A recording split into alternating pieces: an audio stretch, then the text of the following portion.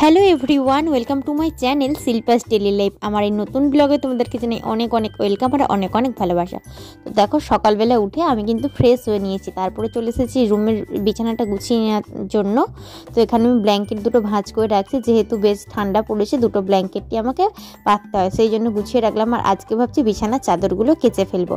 তো কদিন ধরে তো জামা কাপড়গুলো কাচাকুচি করেছি, বাবার বাড়িতে চলে গেছিলাম বেশ কয়েকদিনের জন্য, আর এসে তো অনেক কাজকর্মগুলো ছিল।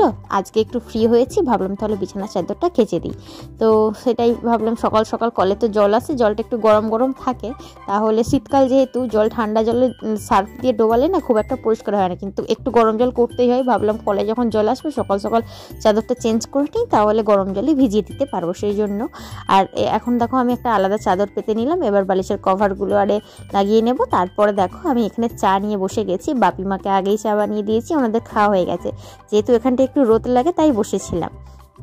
চা খাওয়া দাওয়ার পর ভাবলাম একটু পুজোর জন্য ফুল তুলি, বেশ কয়েকদিন ধরে তো আর বাজারের দিকে যাওয়া হচ্ছে না, কলেজ টলেজ যাচ্ছি না আর কি, সেই জন্য বাজারের দিকেও যাচ্ছি না, আর ফুল টুল কেনা হয়নি। আজকে বাড়িতে ফুল নেই, পুজো করবো কি দিয়ে, ভাবলাম কি তাহলে আজকে আর বাজারের দিকে যাবো না, অনেকটা সময় চলে যায় বাজারের দিকে গেলে, আমি কয়েকটা ফুল তুলে নিই।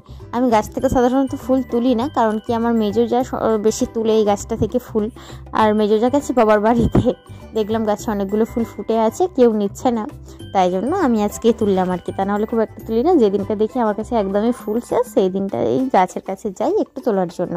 যাক, যে কটা ঠাকুর আছে আমার তটাই ফুল তুলেছি, বেশি তুলিনি।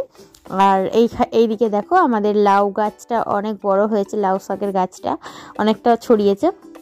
তো শাশুড়িমাকে বললাম আজকে তুলে দাও, তাহলে লাউ ডাঁটা একটু চচ্চড়ি বানাবো, সেই জন্য শাশুড়িমা কেটে দিচ্ছিল। আর এখানে দেখো আমার রান্নাটা হয়ে গেছে, বড়ি দিয়ে, আলু দিয়ে, বেগুন দিয়ে আমি আর পোস্ত সর্ষে বাটা দিয়ে আমি লাউ ডাঁটা চচ্চড়িটা করেছি। আর এখানে ডিমের ঝোল করেছি আলু আর পেঁপে দিয়ে, বাপি যেহেতু আলু খায় না পেঁপে দিয়ে করেছি, সিম ভাজা করেছি। তো দেখো রান্না বান্না কমপ্লিট করে আমি চলে এসেছি ছাদে, আর শীতকালে তো ছাদে বসে থাকতে ভীষণই ভালো লাগে। এখানে দেখো আমি খাবার নিয়ে নিয়েছি, কালকে সরু চাকলি বানিয়েছিলাম, তো সেটাই নিয়েছি 2 পিস, সাথে একটু খেজুর গুড়। আর আমি যতই পিঠে টিঠে খাই, আমার মুড়ি না খেলে হয় না, তো একটু মুড়িও নিয়ে নিয়েছি, লাউ শাকের যে তরকারিটা বানালাম সেটা দিয়ে।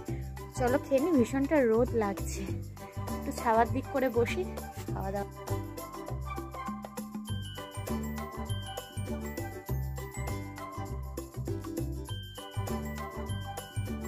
দুপুরবেলা খাওয়া দাওয়ার পরে না আজকে আমি ছাদের মধ্যে একটু পড়তে বসেছিলাম, তারপরে ঘুমিয়ে পড়েছিলাম।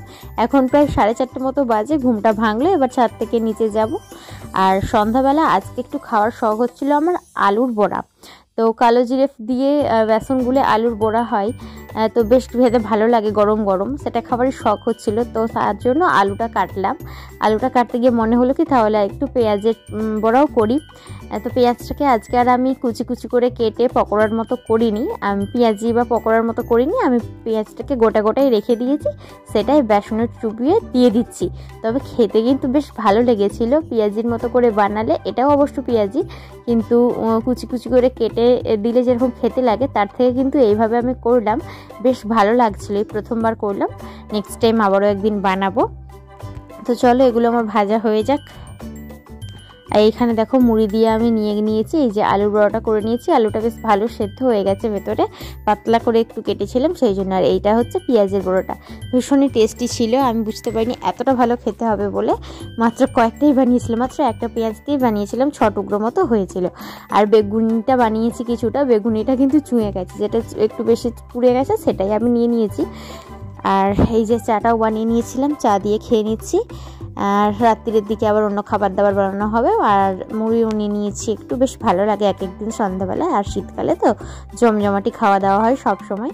আর রাত্রিতে আজকে একটু বানাবো ডালিয়া, বেগুনিটা বানিয়ে রেখে দিয়েছি, খিচুড়ির সাথে যেরকম বেগুনি ভালো লাগে ঠিক সেরকম ডালিয়াটা তো মোটামুটি খিচুড়ির মতোই খেতে হয়, সেই জন্য আর কি আমি বেগুনিটা বানিয়ে রেখেছি, এখন ডালিয়া বানাচ্ছি। এখানে দেখো গাজর, কড়াইশুঁটি, পেঁয়াজ, টমেটো, আলু টালু কেটে রেখে দিয়েছিলাম। আর এইদিকে বেগুনিটা তো প্লেটের মধ্যে সাজিয়ে নিয়েছি, আর ডালিয়াটা এখানে আমার রেডি হয়ে গেছে, গরম গরম নামিয়ে নেব।